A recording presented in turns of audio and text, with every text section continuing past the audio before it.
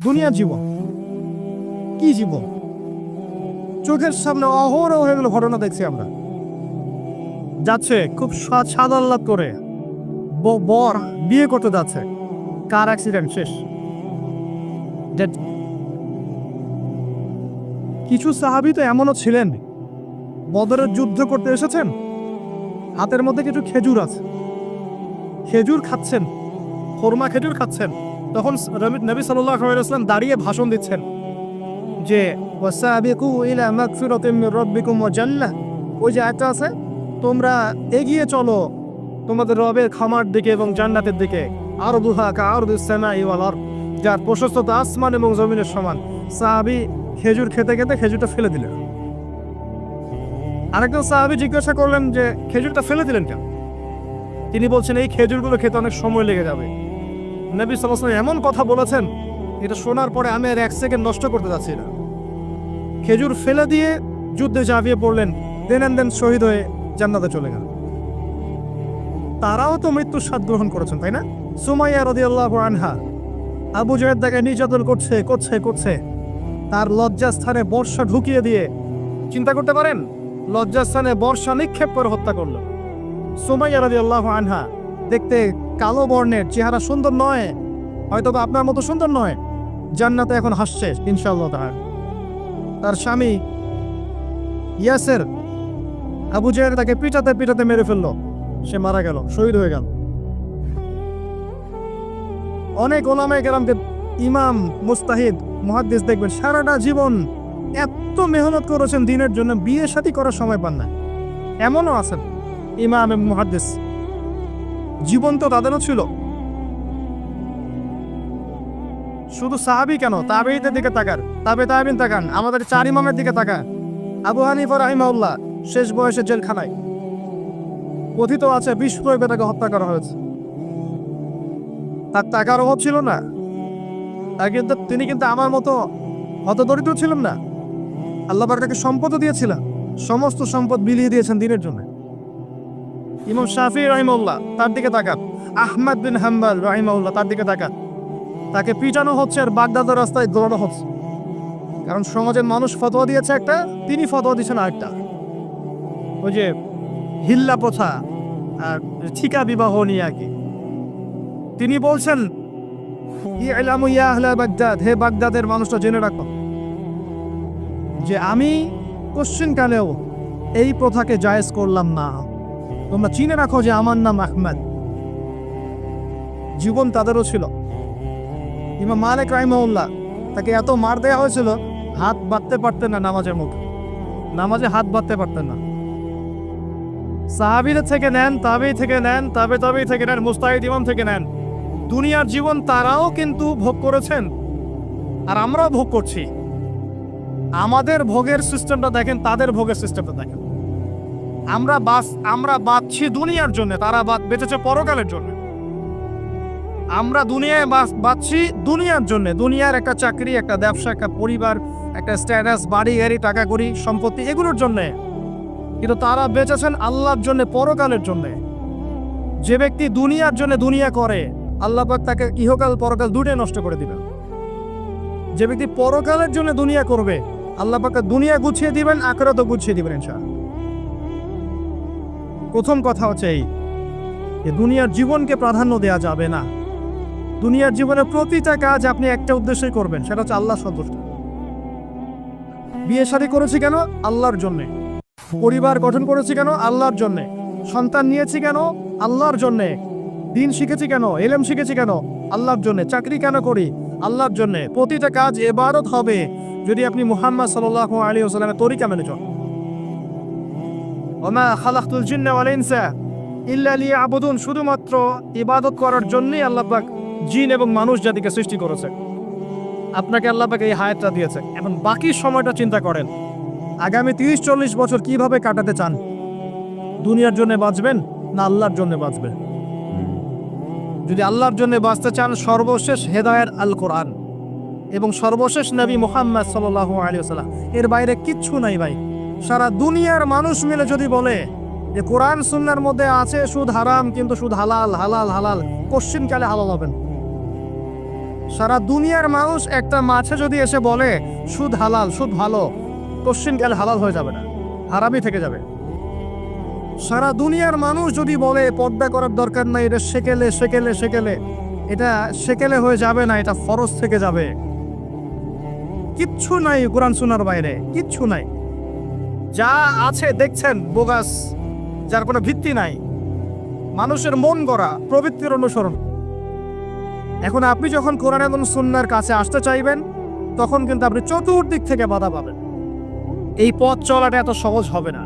হ্যাঁ, কাদের জন্য সহজ হবে? যারা প্রোটেস্ট্যান্ট মুসলিম হবে। কি মুসলিম? প্রোটেস্ট্যান্ট মুসলিম। এটা কেমন? মানে ওটাও ঠিক এটাও ঠিক, সুদ খেলেও হয় না খেলেও হয়, পর্দা করলেও হয় না করলেও হয়, নামাজ পড়লেও হয়, মাঝে মাঝে থাকলেও হয়, যাকাত দিলেও হয় না দিলেও হয়।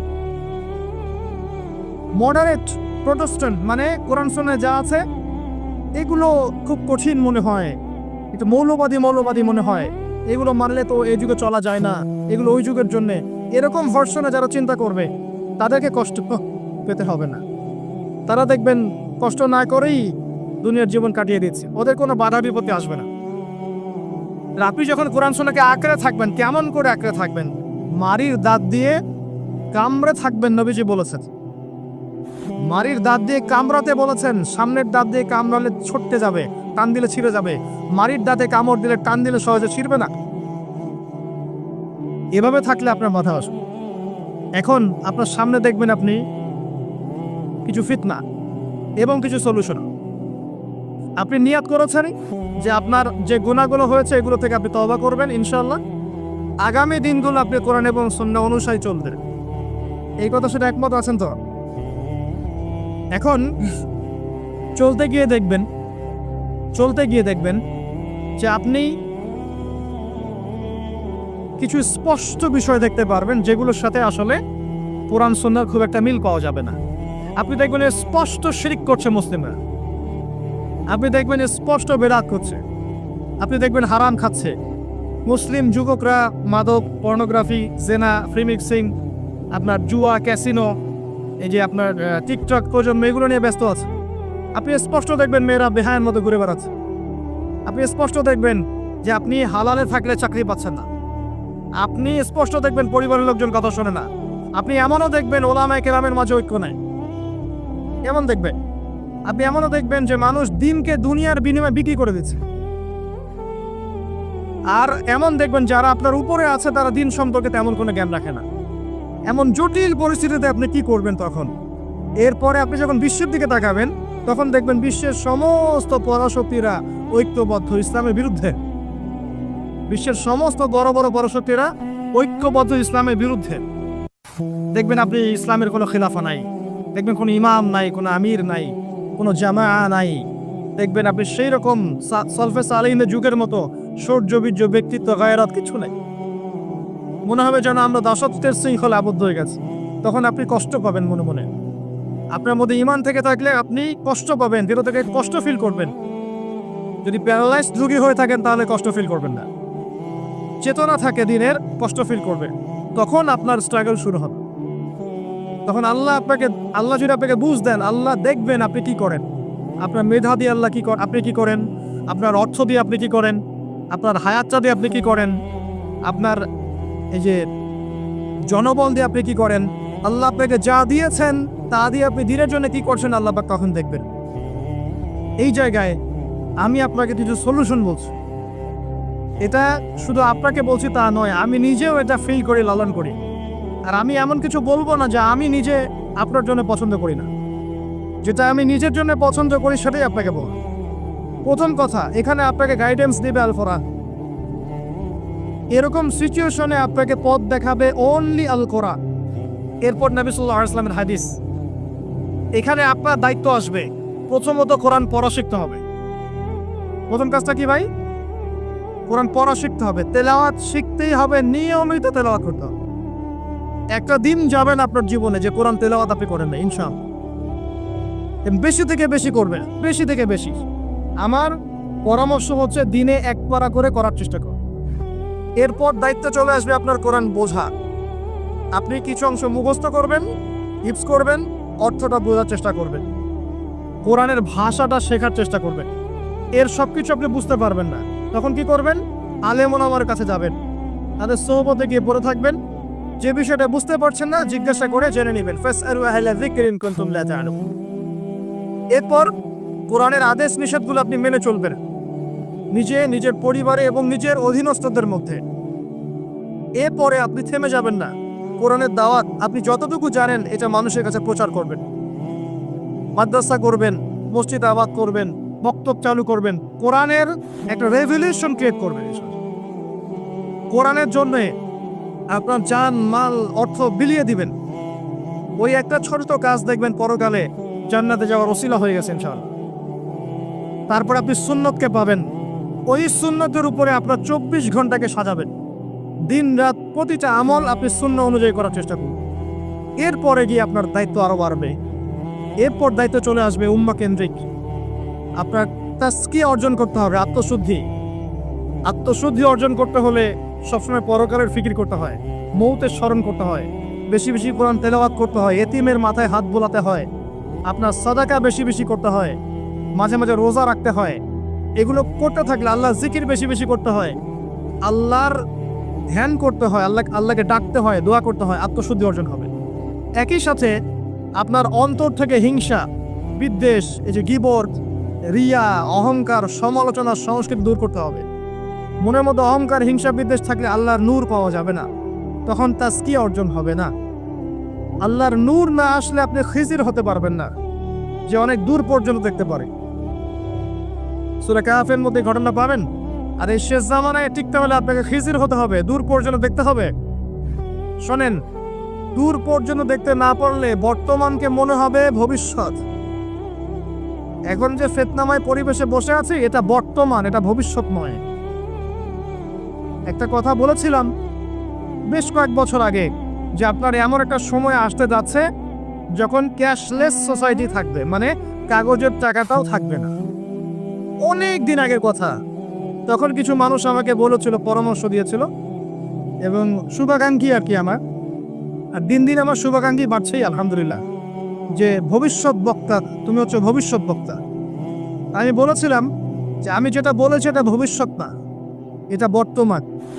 বর্তমান সম্পর্কে আপনার খবর নাই বলে বর্তমানকে আপনার ভবিষ্যৎ মনে হচ্ছে। এখন যা দেখছেন এগুলো বর্তমান, এগুলো ভবিষ্যৎ না। খুব অল্প সময়ের মধ্যে এই পরিস্থিতিগুলো দেখবেন পরিবর্তন হয়ে গেছে।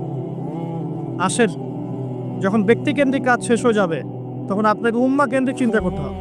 তাজকিয়া অর্জন করে উলামায়ে কেরামের মাঝে ঐক্যের চেষ্টা করতে হবে। ঐক্যটা হবে মন থেকে। মন থেকে সবাইকে ভাই মনে করলে পরে ঐক্য হবে। যদি মন থেকে সবাইকে নিজের ভাই মনে করতে না পারি, মুসলিম ভাই মনে করতে না পারি, ঐক্য হবে না। যদি আমি মনে করি আমি জান্নাতের ডিলার, তোমার লিজ লাগলে আসো নিয়ে যাও, ঐক্য কখনো হবে না। অনলাইনে যাবেন দেখবেন সারা দিন কাদা ছড়াছড়ি। আর এমন এমন বিষয়গুলোকে নিয়ে আমরা কাদা ছড়াছড়ি করছি যেগুলো নিয়ে কথা না বললেও পরকালে কিছু যায় আসবে না ইনশাআল্লাহ। এমন এমন ইস্যু নিয়ে আমরা কাদা ছড়াছড়ি করি যেগুলো নিয়ে কথা না বললেও আমার জান্নাত জাহান্নামের ফয়সালা হবে না ইনশাআল্লাহ। এগুলো ওই বিষয় নয়, মৌলিক বিষয় নয়। আর আমরা যখন এগুলো নিয়ে ব্যস্ত থাকি, ইসলামের শত্রুরা দেখবেন ইসলামকে দমন করার আরো 10 ধাপ এগিয়ে যায়। আমরা ইন্টেলেকচুয়াল হতে পারছি না। ঐক্যের চেষ্টা করতে হবে, যার যার জায়গা থেকে করতে হবে এবং মিসাল দৃষ্টান্ত নিজেকে স্থাপন করতে হবে। যে নিজে যখন সবার সাথে মিশবো তখন দেখবেন মানুষ রিসিভ করে নিবে যে হ্যাঁ উনি সবখানেই আসছে, উনি সাম্প্রদায়িক চিন্তা করছে না। বিষয়গুলো হচ্ছে উম্মাহ কেন্দ্রিক চিন্তা করতে ঐক্যের বিকল্প নাই। আর এই রেসপন্সিবিলিটি আমার মতো দায়ীদের নয়। মূলত এই রেসপন্সিবিলিটিটা হচ্ছে মূলত উলামায়ে কেরামের। তারা যখন একত্রিত হবেন, ঐক্যবদ্ধ হবেন, তাদের মধ্য থেকে দেখবেন একজন আমির বের হয়েছে এবং তিনি যখন নেতৃত্ব দিবেন তখন জনগণ তার পিছনে তাকে ফলো করবে। ধর্মতাত্ত্বিক নেতৃত্বের কথা বলছি। ধর্মতাত্ত্বিক নেতৃত্ব কি পলিটিশিয়ান দিতে পারবে? আর পলিটিশিয়ানদের কাছে কি ধর্মের সব জ্ঞান থাকে? স্বাভাবিক থাকবে না, কারণ তারা পড়াশোনা করেননি এভাবে। তাদের কাছে পলিটিক্সের জ্ঞান আছে। আপনি যখন ধর্মতাত্ত্বিক ঐক্যের কথা বলছি তখন ধার্মিকদেরকেই তো দায়িত্ব নিতে হবে এবং ধার্মিকদের মধ্যে যারা স্কলার, বিজ্ঞ বরেণ্য উলামায়ে কেরাম, তাদের মধ্যে ঐক্য প্রথম দরকার। অনুসারীদের মধ্যে ঐক্য দিয়ে লাভ নাই। প্রথমে ঐক্য লাগবে আগে বড় বড় লেভেলে, তারপরে দেখবেন জনগণ ঠিকই আলেমকে মেনে নিয়েছে। তখন আপনি দেখবেন একটা একটা ভালো শক্তি আপনি অর্জন করতে পারছেন। আদারওয়াইজ যখন আপনি বিক্ষিপ্ত বিচ্ছিন্ন, কেউই আপনাদেরকে মূল্যায়ন করেন। যতই স্লোগান দেন, শোডাউন করেন, আইওয়াশ করেন, আদতে কিন্তু কেউ মূল্যায়ন করছে না ওদের।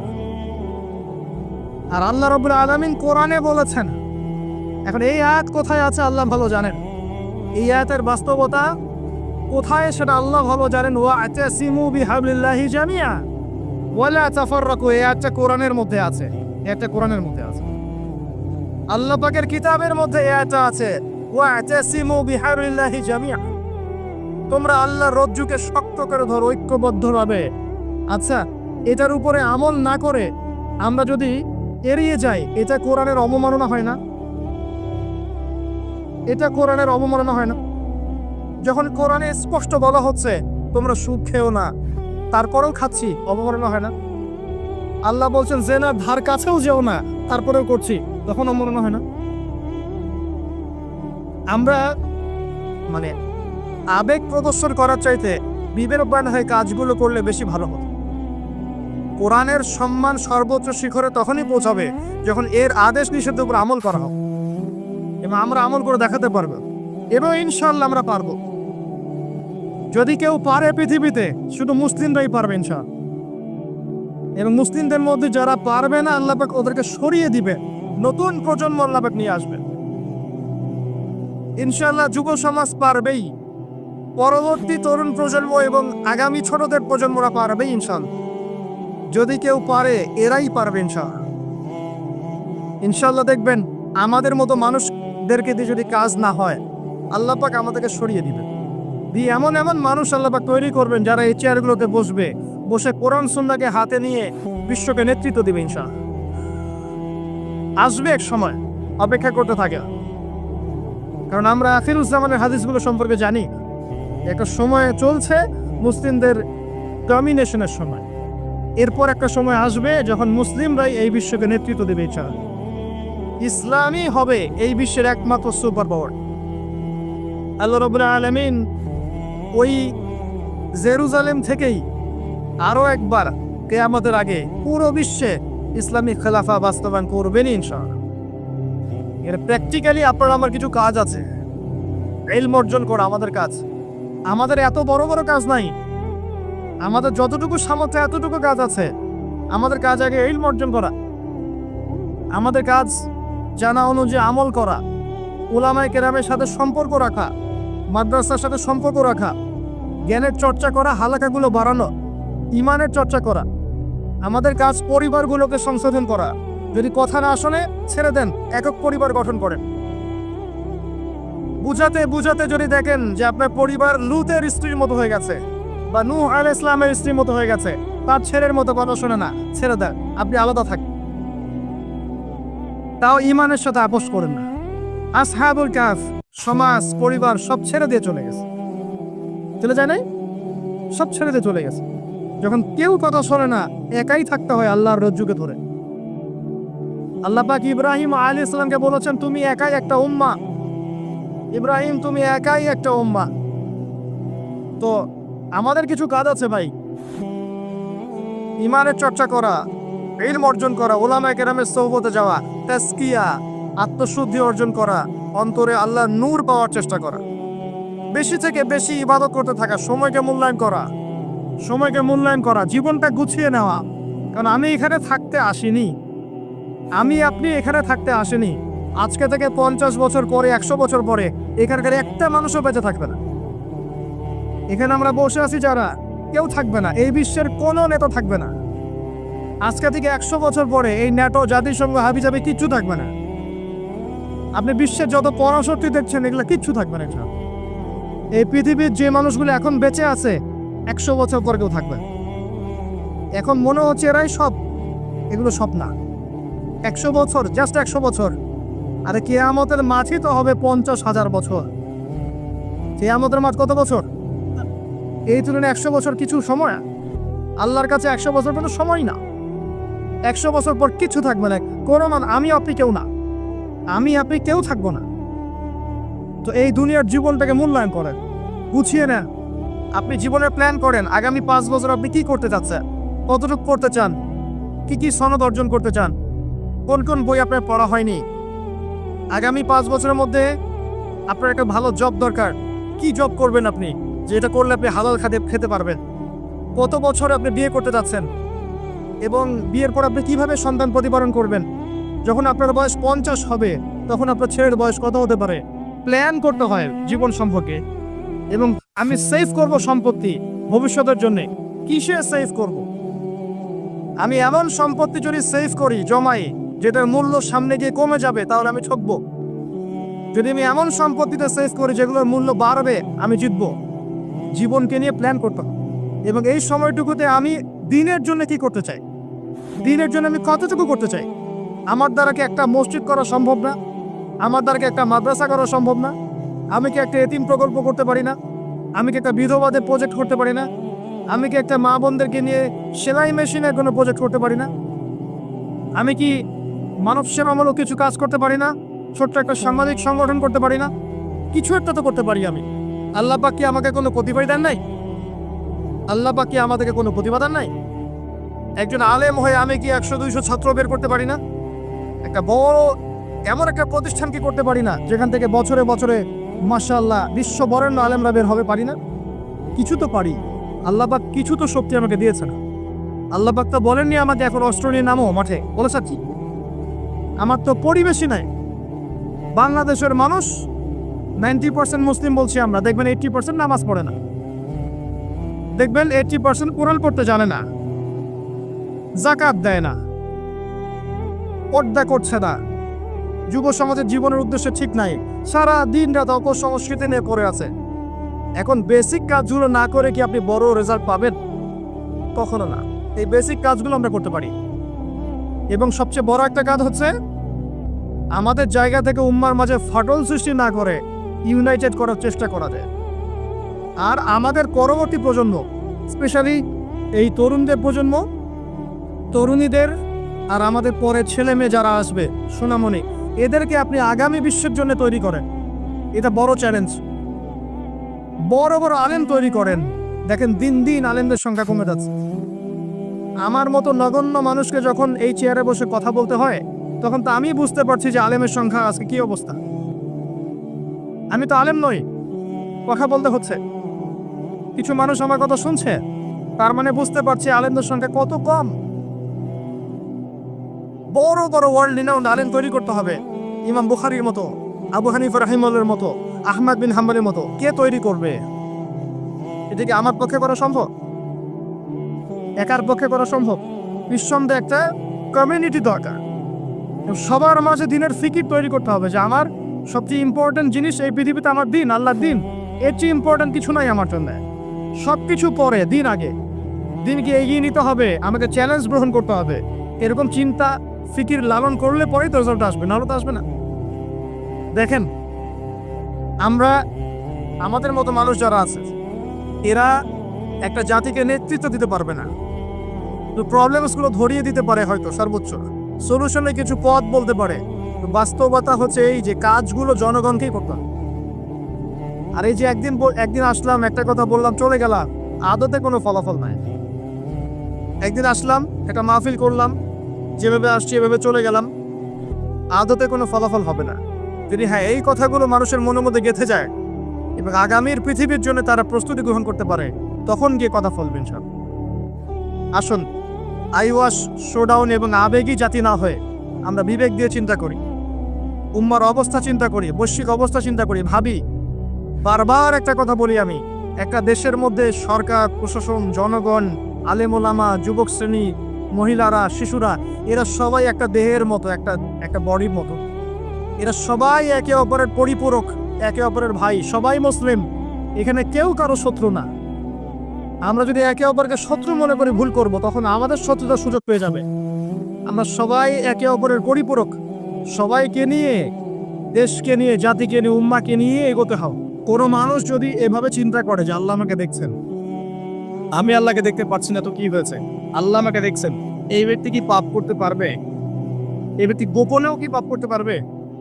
যদি পাপ করেও ফেলে, তার মধ্যে অনুশোচনা আসবে না?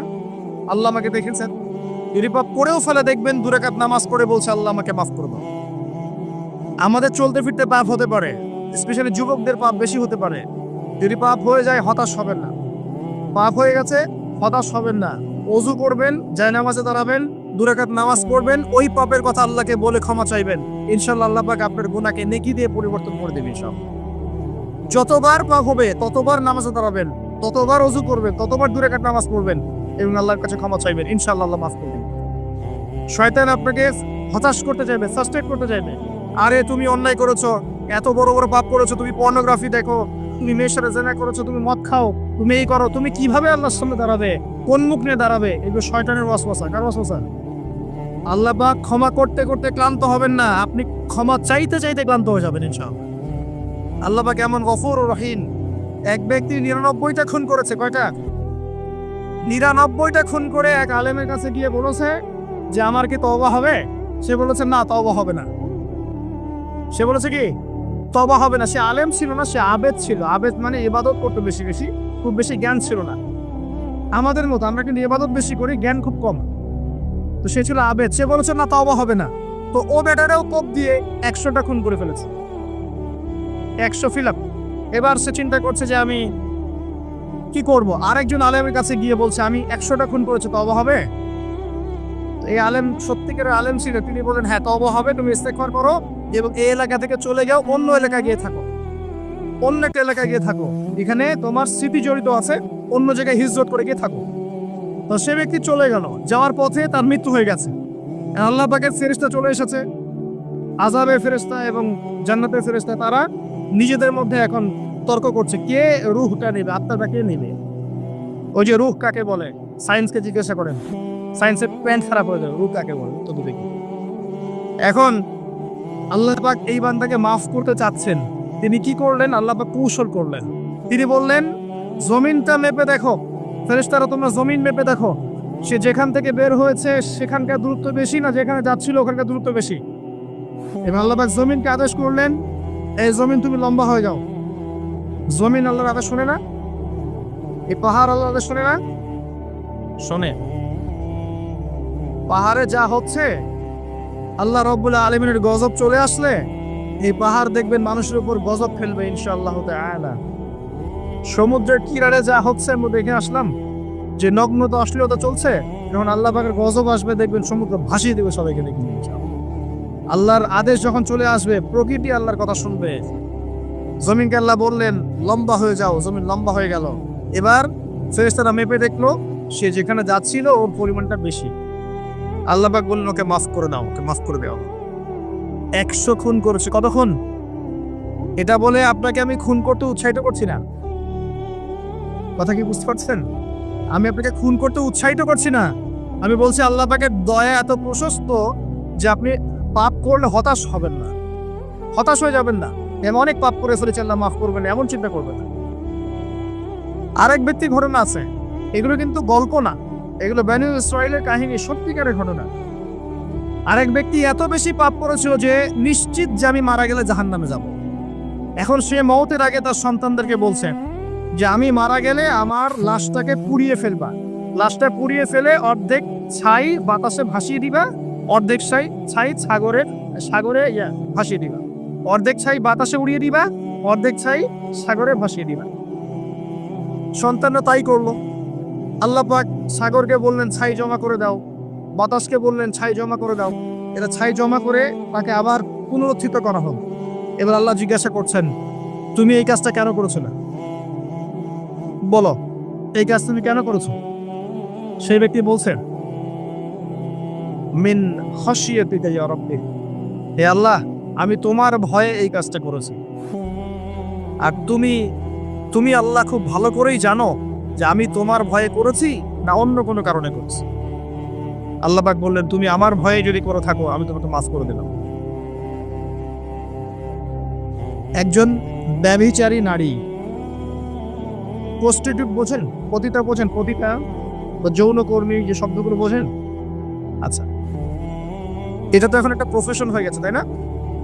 মানুষ এটাকে একটা প্রফেশন হিসেবে নিয়েছে, নাউযুবিল্লাহ। যখন এগুলো বেশি বেশি বাড়তে থাকবে সমাজে মহামারী ছড়াবে। আমার মাস্ক ভাইরাস ঠেকাতে পারবে না তো? এইসব ভাইরাস ঠেকাতে হলে বেশ্যাবৃত্তি বন্ধ করতে হবে, অশ্লীলতা বন্ধ করতে হবে, বেহায়াপনা বন্ধ করতে হবে, জেনা বন্ধ করতে হবে, তারপরে ভাইরাস কমবে ইনশাআল্লাহ। হাদিসে স্পষ্ট, যখন একটা কওমের মধ্যে, কম বলতে এখন পুরো বিশ্বকে বোঝানো যায়, পুরো বিশ্বই একটা কম, গ্লোবাল ভিলেজ, যখন একটা জায়গার মধ্যে জেনা বেড়ে যায়, নোংরামি বেড়ে যায়, মদ পান করার প্রবণতা বেড়ে যায়, অশ্লীলতা বেড়ে যায়, জেনা বেড়ে যায়, এই যে ধর্ষণ বেড়ে যায়, ব্যভিচার বেড়ে যায়, অবৈধ যৌন সম্পর্ক বেড়ে যায়, তখন আল্লাহর পক্ষ থেকে এমন এমন আযাব আসে, এমন এমন রোগ আসে যেগুলো কখনো মানুষ নামও শোনে নাই। সমকালীন প্রেক্ষাপটটা মিলান, দেখবেন যে সারা বিশ্বে কিভাবে জেনা বেড়েছে। জেনা, পর্নোগ্রাফি, আর ধর্ষণ, আর পরকীয়া, আর ব্যভিচার ঘরে ঘরে ঢুকে গেছে। এখন ঘরে ঘরে তো ভাইরাস ছড়াবে না তো কি ছড়াবে? কোরআন এবং সুন্নাহর আলোকে যদি আপনি পরিপূর্ণ জীবনযাপন করেন, বেশি বেশি কোরআন তেলাওয়াত করেন, আশা করা যায় আপনি কিছুটা হলেও সুস্থ থাকতে পারবেন ইনশাআল্লাহ। তবে একটা কথা মনে রাখবেন, যখন চতুর্দিকে ফিতনা, ফাসাদ এবং ফাসাদ, ফিতনা এবং আল্লাহর গজব ছড়িয়ে পড়ে, তখন ভালো মানুষরাও বাঁচতে পারবে না। বরং ভালো মানুষদেরকে আল্লাহ পাক আগে আগে সরাই দিবেন। তুমি মিয়া একাকে ভালো ছিলা, মানুষকে তুমি ভালো কাজে আদেশ করো নাই কেন, অসৎ কাজে নিষেধ করো নাই কেন, তুমি আগে ধ্বংস হও, ওকে আগে ধ্বংস করবে আল্লাহ পাকের সুন্নাত এরকমই। যাই হোক, যেটা বলছিলাম, এক মহিলা এরকম প্রস্টিটিউট ছিল, বেশ্যাবৃত্তি করে সংসার চালাতো, জীবন চালাতো। একদিন চলতে পড়তে দেখলো একটা কুকুর পানি পান করার জন্য তৃষ্ণার্ত অবস্থায়, তারপরে মৃত্যু হয় অবস্থা। তখন সেই মহিলা তার মোজাটা খুলে একটা কূপের নিচে নামিয়ে দিয়ে সেখান থেকে পানি উঠালো, উঠিয়ে এই কুকুরকে পানি পান করালো। আল্লাহ পাক এই ব্যভিচারী মহিলাকে এই কুকুরকে পানি পান করানোর ওসিলায় মাফ করে জান্নাতে দিয়ে দিয়েছে। আমি এই কথাটা বোঝাতে চাচ্ছিলাম যে পাপ হয়ে গেলে, চলতে পথে ঈমান নিয়ে চলতে পথে কি পাপ হয়ে গেলে হতাশ হবেন না। ওযু করবেন, নামাজে দাঁড়াবেন, ক্ষমা চাইবেন, আবারও শুরু করবেন। পারবেন না ইনশাআল্লাহ? আল্লাহ পাক তৌফিক এনায়েত করুন, আমিন। এরপরে ওই ব্যক্তি 4 নম্বর প্রশ্ন করছে, আমরা এদিকেই আসছি শেষের দিকে। এবার চতুর্থ প্রশ্ন সে ব্যক্তি করছে যে আখবিরনি আনিস সাআহ, হে মুহাম্মদ সাল্লাল্লাহু আলাইহি ওয়াসাল্লাম, আমাকে কিয়ামত সম্পর্কে বলুন। সাআহ মানে হচ্ছে কিয়ামত, আমাকে কিয়ামত সম্পর্কে বলেন। এবার নবীজি বলছেন, মাল মাসউলু আনহা বিআ'লাম মিনাস সাইল। নবীজি বলছেন সাল্লাল্লাহু আলাইহি ওয়াসাল্লাম, যে প্রশ্ন আপনি করেছেন এই ব্যাপারে প্রশ্নকারী উত্তরদাতা উভয়ের জ্ঞানী সমান, কেউ কারো চেয়ে বেশি জানে না। মানে কেউই জানে না কবে কিয়ামত হবে, এটা তিনি বোঝাতে যাচ্ছেন। এবার সেই ব্যক্তি আরো একটা প্রশ্ন করছে, ফাখবিরনি আন আমারাতিহা। যদি আপনি এক্স্যাক্টলি বলতে না পারেন কোন দিন কিয়ামত হবে, তাহলে অন্তত এতটুকু বলেন যে কিয়ামতের আলামত গুলো কি কি, যেটা আপনারা প্রশ্ন করেছেন, যেটা আপনাকে আপনি টপিক দিয়েছেন, কিয়ামতের আলামত গুলো কি কি, এটা প্রশ্ন করেছেন এই ব্যক্তি নবী সাল্লাল্লাহু আলাইহি ওয়াসাল্লামকে। এবার আল্লাহর রাসূল সাল্লাল্লাহু আলাইহি ওয়াসাল্লাম এই হাদিসের মধ্যে মাত্র 2টা আলামত বলেছেন। কয়টা? মাত্র 2টা। আলামত কিন্তু শত শত আছে, নবীজি মাত্র 2টা বলেছেন। জীবনের শেষের দিকের হাদিস এটা। 1 নাম্বার তিনি বলেছেন, ওয়ান তালিদাল আমাতু রাব্বাতুহা। যখন তোমরা দেখবে, হে মানব জাতি, যখন তোমরা দেখবে যে দাসী তার মনিবকে জন্ম দিচ্ছে, দাসী তার মালিককে জন্ম দিচ্ছে, দাসী তার মালিককে জন্ম দিচ্ছে, আপনি কি কিছু বুঝলেন দাসী কেমন করে তার মালিককে জন্ম দিবে? কিভাবে দিবে? দাসী কিভাবে তার মালিককে জন্ম দিতে পারে? কয়েকটা ব্যাখ্যা আছে, আমি 3টা ব্যাখ্যা আপনাকে বলছি। 1 নাম্বার ব্যাখ্যা হচ্ছে, এটা হচ্ছে উল্টা বোঝানো হচ্ছে, উল্টা। দাসী মনিবকে জন্ম দেয় না সচরাচর।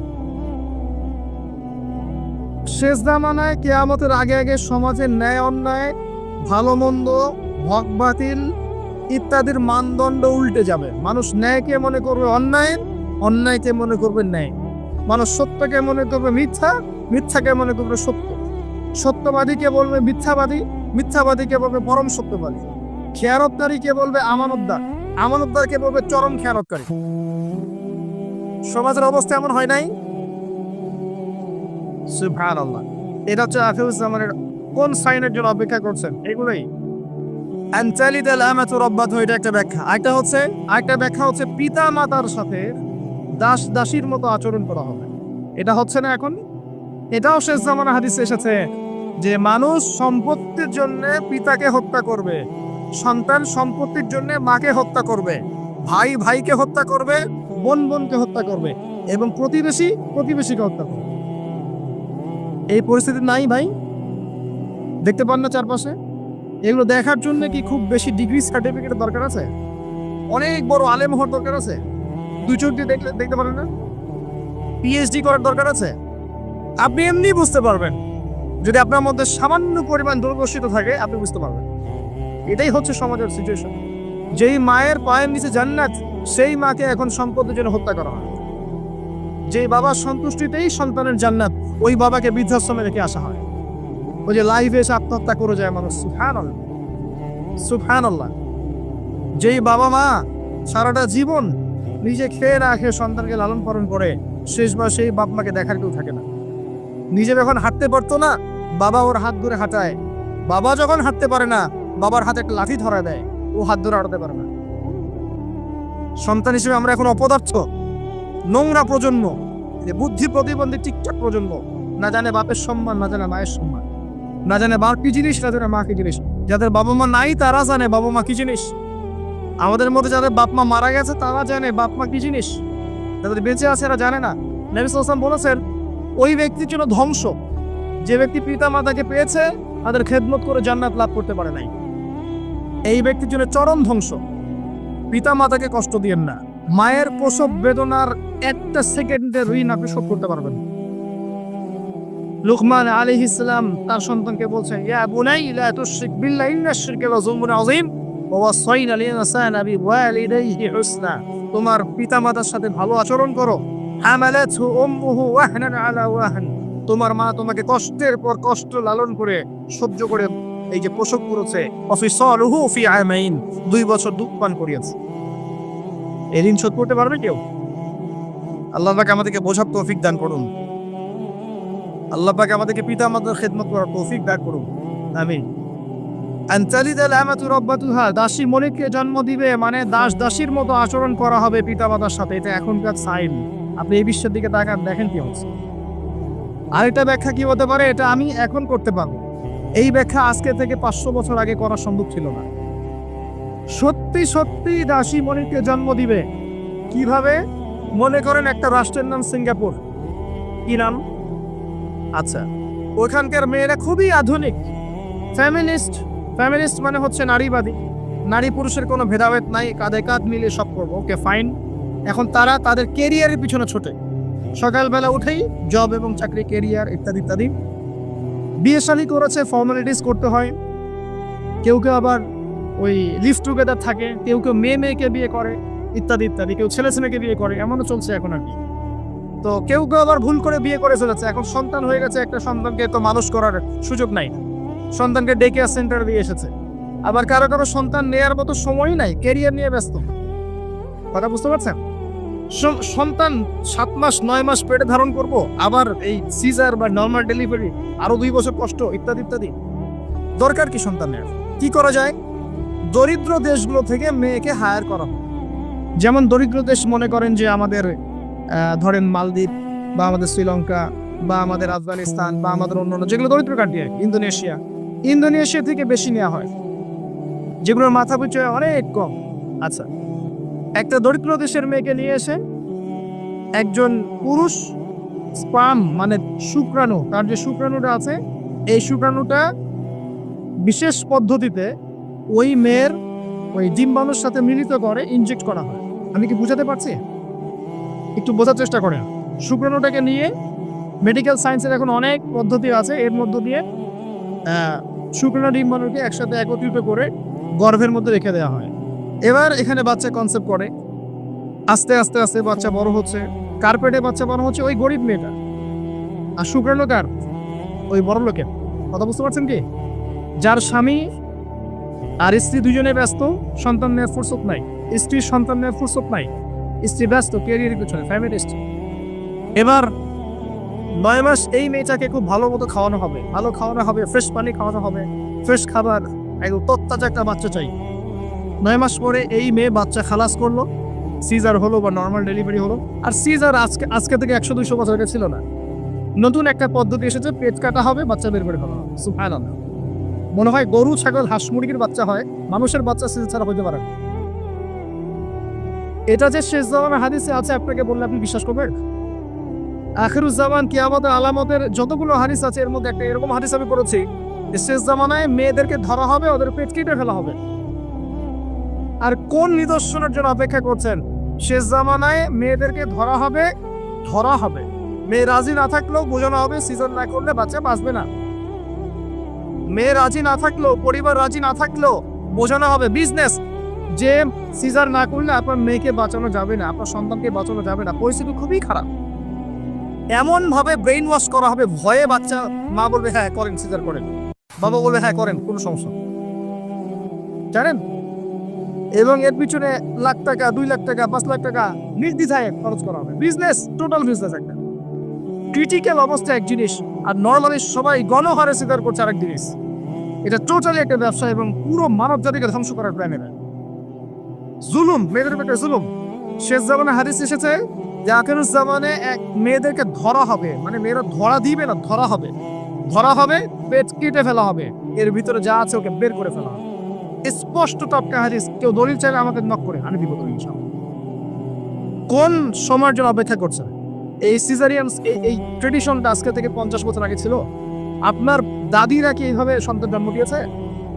তাদের 11টা বাচ্চা হইতো, 12টা বা 15টা বাচ্চা হইতো, আর আমার 1-2টাতেই সিজার লাগে। গরু ছাগলের বাচ্চা হয়, আমাদের বাচ্চা হইতে পারে না? সুবহানাল্লাহ, সুবহানাল্লাহ। ইভেন আমার ক্ষেত্রে এমন হয়েছে। 12 ঘন্টার মধ্যে না করলে আপনার ওয়াইফকে বাঁচানো যাবে না। বললাম ওয়াইফ বাঁচবে, নর্মালি হবে, নর্মালি করবে। আমি যাই না মাঝে দাঁড়ানো, আলটিমেটাম সময় দিচ্ছে যে সময়ের আগে হবে না, সময় এটা পার হয়ে গেলে সিরিয়াস অবস্থা, মারা যেতে পারে, মরবে না, এভাবেই হবে, করেন। এভাবেই হয়েছে, এভাবেই। আমি কথাটা এই জন্য বললাম যে যারা পুরুষ আছেন আপনারা এবং যারা সন্তানের বাবা হচ্ছেন, আপনারা আপনাদের স্ত্রীদের জীবনটাকে এভাবে ধ্বংসের মুখে ঠেলে দিন না, ওদের উপর এত জুলুম করেন না। আল্লাহ পাক প্রাকৃতিক নিয়ম দিয়েছেন, এভাবেই বাচ্চা হবে ইনশাআল্লাহ। ক্রিটিক্যাল অবস্থা এক জিনিস, একটা ক্রিটিক্যাল সিচুয়েশন হয়েছে, তখন আপনি করতে পারেন, সেটা আলাদা বিষয়। নর্মালি এমন একটা ট্রেডিশন বানাচ্ছেন কেন? ঘরেই পারে সিজার, কি দরকার আছে? আশ্চর্য একটা ব্যাপার, আশ্চর্য। এরপরে দেখবেন আরো 2 বছর তাকে এই বোঝা বয়ে বেড়াতে হয়। যাই হোক, হাদিসের মধ্যে আসে এই যে বাচ্চাটাকে জন্ম দিল এই মেয়েটা, গরিব মেয়েটা, এবার এই মেয়েটাকে কিছু ডলার দেওয়া হলো। তুমি 9 মাস গর্ভধারণ করেছো, তোমাকে পারিশ্রমিক দেওয়া হলো, বাচ্চাটা আমাকে দাও, তুমি বিদায় নাও। এই মেয়ে পারিশ্রমিক নিয়ে চলে আসলো। এখন এই যে বাচ্চাটা জন্ম নিল, এই বাচ্চাটা কার বাচ্চা? দাসীর না মনিবের? কার সূত্রণী আছে? এই হচ্ছে হাদিসের ব্যাখ্যা। এখন করতে পারবেন আপনি ব্যাখ্যা, আজকে থেকে 500 বছর আগে এই ব্যাখ্যা করতে পারতেন না, কারণ এই ফিতনা 500 বছর আগে ছিল না। এই যে দাসী তার মনিবকে জন্ম দিয়ে চলে গেল। নবী সাল্লাল্লাহু আলাইহি ওয়াসাল্লাম 1400 বছর আগে বলেছেন এমন একটা সময় আসবে দাসী মনিবকে জন্ম দিবে। চিন্তা করেন, আর কতটুকু সময় বাকি আছে আপনার হাতে, আপনি ভক্ত দেখেন। আমি তো বেশি বললে সমস্যা, হজম হয় না কিছু মানুষের।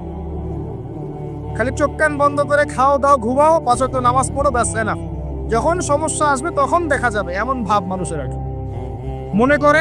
মনে করেন যে চাঁদ এবং পৃথিবী আছে একটা এই যে গ্রহণের মধ্যে। এখন অন্য একটা গ্রহাণু আসছে, পৃথিবী থেকে ধেয়ে আসছে। অনেক সময় দেখা যায় না খবরে, ধেয়ে আসছে গ্রহাণু, দেখা যায় না? ধরেন ধেয়ে আসছে এবং বিজ্ঞানীরা নিশ্চিতভাবে বললো যে আগামী 10 বছরের মধ্যে এটা লেগে যাবে, আগামী 10 বছরের মধ্যে এটা পৃথিবীতে এসে পড়বে, বা 10 ঘন্টা পর পড়বে, বা 10 মাস পর পড়বে, এমনটা বলে দিল বিজ্ঞানীরা। এখন আপনি কি করবেন? আচ্ছা, যখন আসবে তখন দেখা যাবে, এত ব্যস্ত হওয়ার কিছু নাই, ঘুমাও, খাও, ফুর্তি করো, যেমন দিনকাল কাছে যাক, কোনো সমস্যা নেই। এখন আরেক দল মানুষ চিন্তা করছে ওই গ্রহাণুটাকে কিভাবে সরিয়ে দেওয়া যায়, সরিয়ে দিয়ে পৃথিবীকে কেমন করে বাঁচানো যায়। কারা বেশি স্মার্ট? ওরা সরানোর চেষ্টা করে না, ওরা বলে যে আমরা সরিয়ে দিব, ওখানে ধ্বংস করবো, ইত্যাদি ইত্যাদি। আর কেউ বলছে আচ্ছা আসুক, দেখা যাবে, সমস্যা, মরতেই তো হবে একদিন, আসবে, সমস্যা। চমৎকার। তো এই যে একটা বুদ্ধিবৃত্তিক পরাজয়, এর ফলশ্রুতিতে আগামী প্রস্তুতি নিতে পারবে না মানুষ। সাহাবায়ে কেরাম রাদিয়াল্লাহু আনহু মসজিদে বসে একটা বিষয় নিয়ে কথা বলছেন। নবী সাল্লাল্লাহু আলাইহি ওয়াসাল্লাম পাশ দিয়ে যাচ্ছেন, জিজ্ঞাসা করলেন, তোমরা কি নিয়ে কথা বলছো? সাহাবীরা বলছেন, আমরা আলামাতুস সাআ নিয়ে কথা বলছি ইয়া রাসূলুল্লাহ, আমরা কিয়ামতের আলামত নিয়ে কথা বলছিলাম। সাহাবীরা কথা বলছেন কিয়ামতের আলামত নিয়ে, তাদের কোনো দরকার আছে কথা বলার? তারা তো জান্নাতে যাবেন সার্টিফিকেট প্রাপ্ত, তাদের কোনো দরকার আছে এগুলো চর্চা করার? তারা চর্চা করছেন, আলামত নিয়ে কথা বলছেন। নবীজি বললেন, শোনো, 10টা আলামত না আসা পর্যন্ত কিয়ামত হবে না, এত টেনশন নিও না। 10টা আলামত না আসা পর্যন্ত কিয়ামত হবে না। ঈসা ইবনে মারিয়াম, ইয়াজুজ মাজুজ, আপনার দাব্বাতুল আরদ, আপনার 3টা ভূমিকম্প ইত্যাদি ইত্যাদি, এরকম 10টা আলামত আসবে, তারপর কিয়ামত। তো সাহাবীরা যে বসে বসে কথা বলছেন কিয়ামত নিয়ে, তারা কি বুঝতেন না যে কি করা লাগবে ইসলামের জন্য, কি করা লাগবে না? নাকি আমি বেশি বুঝি? তারা কি জন্য কথা বলছিলেন? কারণ তারা আগামী প্রস্তুতি যাতে গ্রহণ করতে পারে। কেউ যদি মৃত্যুর আলোচনা করে, পরকালের আলোচনা করে, শেষ জামানের কথাবার্তা বলে, আলোচনা করে, এটি কি এই কারণে যে মানুষ হতাশ হয়ে বসে থাকবে? নাকি এই কারণে বরং তারা আরো উজ্জীবিত হোক এবং সময়টাকে কাজে লাগাক, আগামী দিনগুলোকে ইবাদত করে কাটিয়ে দেয়? কোনটা উদ্দেশ্য? উদ্দেশ্য কোনটা? কিছু মানুষকে বোঝানো যায় না, কারণ লাহুম কুলুবুন লা ইয়াসফাহুনা বিহা, কলব আছে উপলব্ধি করে না। ওয়ালাহুম আযানুন লা ইয়াসমাউনা বিহা ওয়ালাহুম আ'ইনুন লা ইবসিরুনা বিহা উলাইকা কাল আনআম বাল হুম আদাল ফাউলাইকা হুমুল গাফিলুন। আমার আগের যে লেকচারে ছিলেন এই আয়াতটাকে তেলাওয়াত করেছেন না? শুনেন, আমি শুনছি না মহান ভাই। তো এই ব্যক্তি জিজ্ঞাসা করছেন কিয়ামতের আলামত বলেন। নবীজি দুইটার মধ্যে একটা বললেন, এটা দাসী তার মনিবকে জন্ম দিবে, যেটা আপনি এখন দেখতে পাচ্ছেন। 2 নাম্বার তিনি বলছেন, লিসেন, এই হাদিসে এটাই লাস্ট। 2 নাম্বার তিনি বলছেন, ওয়ান তারাল হুফাতাল উরাতাল আলাতা রিয়া আশ-শাই ইয়াতাতাওয়ালুনা ফিল বুনিয়ান। যখন তুমি দেখবে যে সমাজের সবচেয়ে দরিদ্র শ্রেণীর মানুষ, যাদের পায়ে স্যান্ডেল ছিল না এবং গায়ে কোনো জামা ছিল না, পায়ে স্যান্ডেল ছিল না, কত দরিদ্র চিন্তা করে না, গায়ে জামা ছিল না, কত দরিদ্র চিন্তা করে না, এরা ইয়াতাতাওয়ালুনা ফিল বুনিয়ান, উঁচু উঁচু অট্টালিকা নির্মাণের প্রতিযোগিতা করবে। প্রতিযোগিতা, কম্পিটিশন। নির্মাণ করবে এটা বলা হয়নি, কম্পিটিশন করবে। তোমার 10 তো আমার 15, তোমার 15 আমার 20, তোমার 100 আমার 200, কম্পিটিশন করবে। আজকে থেকে 200 বছর আগে পৃথিবীর দিকে তাকান, পৃথিবীর এই প্রত্যেকটা শহর, বড় বড় নগরগুলোতে এত উঁচু উঁচু কনস্ট্রাকটিভ বিল্ডিং ছিল, এই প্রতিযোগিতা ছিল। সুবহানাল্লাহ। আর কোন সাইনের জন্য অপেক্ষা করছেন? এখন আপনাকে বলি, যে ব্যক্তির পায়ে স্যান্ডেল নাই, গায়ে জামা নাই, সে কিভাবে এটা করতে পারে? উত্তর দেন দেখি, কিভাবে সম্ভব বলেন? কে বলছেন? এক ভাই বলছেন সুদ। এক্স্যাক্টলি রাইট অ্যান্সার, সুদ। আপনি যান, সুদি লোন নেন, বিল্ডিং তোলেন এবং সারা জীবনের ঘানি টানতে থাকেন, লোনের ঘানি টানতে থাকেন, প্রতিযোগিতা করতে থাকেন। সুদের মধ্য দিয়ে বড় লোকের কোনো ক্ষতি হয় না, বড় লোক আরো ধনী হতে থাকে।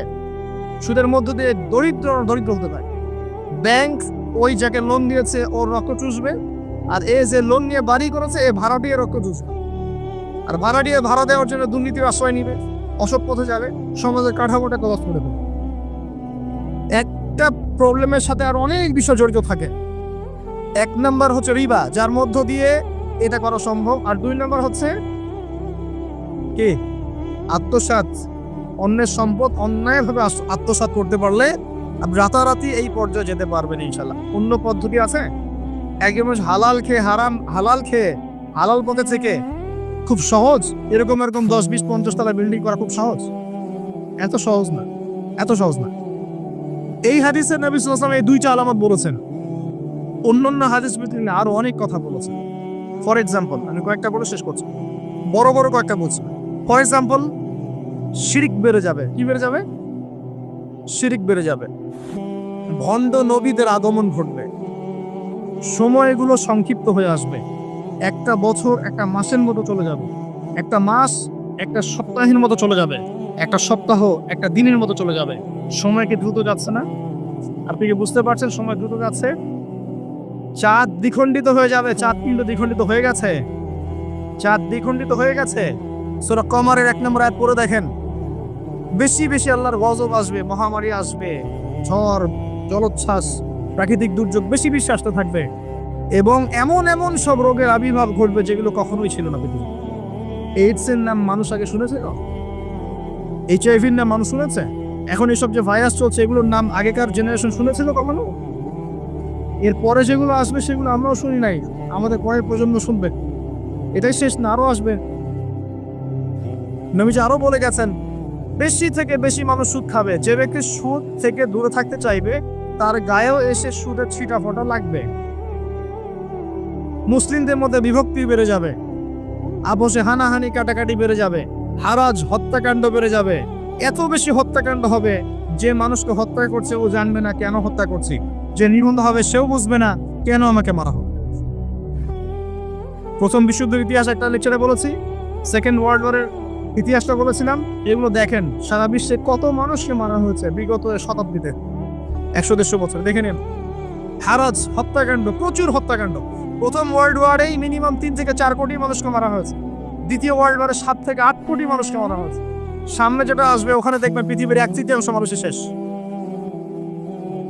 অপেক্ষা করতে থাকেন। আরো বলেছেন জেনা বাড়বে, জেনা ঘরে ঘরে জেনা থাকবে। আরো বাড়বে পরকীয়া, ব্যভিচার। আপনার পারিবারিক কাঠামো ভেঙে যাবে, সমাজের বন্ধন বলে কিছু থাকবে না, ভেঙে যাবে। এটা তিরমিজিতে আছে হাদিসটা। মসজিদগুলো হবে চাকচিক্যময়, হেদায়েত শূন্য। শেষ যাবার দেখেন মসজিদগুলো এক একটা তাজমহলের মতো, ভিতরে হেদায়েত নাই। ইসলামের খালি নাম থাকবে, মানুষ ইসলামের মূলনীতি থেকে সরে আসবে। কোরআনের খালি মাসহাফ থাকবে, মানুষ কোরআনের শিক্ষা থেকে সরে আসবে। মানুষ কোরআন পড়বে, কোরআনের মূল মেসেজগুলো, মূল নীতিগুলো ওর গলার নিচে নামবে। হাদিস, মানুষ কোরআন পড়বে, কোরআনের শিক্ষাগুলো গলার ভিতরে ঢুকবে। আছেন এখন আপনি দেখেন কত মানুষকে দেখবেন কোরআন পড়তে জানেই না অর্থ কি জিনিস। আর যদি কেউ বলে অর্থ পড়ার দিকে উৎসাহিত করে, অর্থ পড়া উচিত, অর্থের দিকে যান, বলবে ওকে আবার বিতর্কিত করা শুরু করে দিবে। মানুষকে তো উৎসাহ দেওয়া দরকার যে আপনারা অর্থ পড়েন, তাহলে কোরআনের মূল মেসেজটা বুঝতে পারবেন। একজন আলেমের কাজ কি? মানুষকে কোরআনের মূল মেসেজটা শিক্ষা দেয়া, উৎসাহিত করা। আপনি তেলাওয়াত করলে তো নাকি পাবেনই, অবশ্যই প্রত্যেক হরফে 10 টাকা পাবেন, কিন্তু তেলাওয়াত করলেই কি অর্থ বুঝতে পারবেন? অর্থ না বুঝলে কি ভিতরের কথাগুলো হজম করতে পারবেন, শিখতে পারবেন? এটা বোঝার জন্য কি লাগে ভাই? সামান্য কমন সেন্স যথেষ্ট। নবীজি বলেছেন জেনা বাড়বে এবং নারীদের সংখ্যা বাড়বে, মেয়েদের সংখ্যা বাড়বে। মেয়েদের সংখ্যা বাড়তে থাকবে। এমন একটা সময় আসবে প্রত্যেক একজন পুরুষের জন্য 40 জন মহিলার দায়িত্ব চলে আসবে। স্ত্রী না ভাই, এত খুশি হওয়ার দরকার নেই, স্ত্রী কথা বলা হয়নি। 40 জন মহিলার দায়িত্ব চলে আসবে। আপনার মা, বোন, খালা, ফুপু সব মিলে দেখবেন 40টা ফ্যামিলি আপনাকে টানতে হচ্ছে, আপনি একজন পুরুষ। আস্তে আস্তে এগুলো বাড়ছে না? বাড়ছে। মহিলারা পুরুষদের পোশাক পরবে আর পুরুষেরা মহিলার পোশাক পরবে, এটা বড় সাইন। আরেকটা সাইন আছে যে মহিলারা এমন পোশাক পরে রাস্তাঘাটে ঘুরবে যেই পোশাক পরেও তারা নগ্ন থাকবে। নিসাউন কাসিয়াতুন আরিয়াহ মুইলাতুন মামেলাত। আখির জামানে এক শ্রেণীর নারী বের হবে যারা পোশাক পরেও নগ্ন থাকবে, অন্যকে আকৃষ্ট করবে, অন্যর দিকে নিজেও আকৃষ্ট হবে। আপনাদের এখানে এই ট্রেডিশন নাই? বলতে থাকলে ভাই রাত শেষ হয়ে যাবে, আমি আলোচনা গুটিয়ে নেওয়ার চেষ্টা করছি। মূল কথা হচ্ছে ভাই যে আলামাতুস সাআ নিয়ে কথা বললে অনেক কথা বলা যায়। মূল বিষয়টা হচ্ছে আমাদের ইসলামের বেস, ইসলামের পিলার। মূল বিষয় হচ্ছে ঈমান, মূল বিষয় হচ্ছে ইহসান এবং আগামীর বিশ্ব সম্পর্কে সচেতনতা। যখন আমি দেখছি যে একটার পর একটা আলামত আসতেই আছে এবং যেতেই আছে, এবং এই বিশ্ব যা দেখছে আগামী বিগত বিশ্বটা দেখে নাই, তখন আমাদের উচিত প্রথমত সতর্ক হওয়া। প্রথম কাজ কি করা উচিত? সতর্ক হওয়া উচিত। তারপর তওবা করা উচিত, খালেস তওবা করে ফিরে আসা উচিত। যারা নামাজ পড়ি না, নামাজ ধরা উচিত। যারা নামাজ পড়ি, জামাতে নামাজ পড়া উচিত। আমাদের উচিত হালাল রিজিক অন্বেষণ করা। আমাদের উচিত জ্ঞান অর্জন করা, পড়াশোনা করা, কোরআন হাদিস পড়াশোনা করা, গবেষণা করা, স্টাডি করা এবং সন্তানদেরকে এগুলো শেখানো। আমাদের উচিত মানব সেবায় কাজ করা, উচিত আদর্শ পরিবার গঠন করার চেষ্টা করা, যুব সমাজকে দিনের ভালো ভালো কথাগুলো বলা, ওদেরকে হারাম পথ থেকে ফিরিয়ে আনার চেষ্টা করা, মা বোনদেরকে পর্দায় রাখার চেষ্টা করা এবং আমাদের কাছে যতটুকু সামর্থ্য আছে, আমাদের জানমাল, সময়, শ্রম, কথা, আমাদের কলম ইত্যাদি, এগুলোকে দিয়ে দিন ইসলামের খেদমত করার চেষ্টা করা।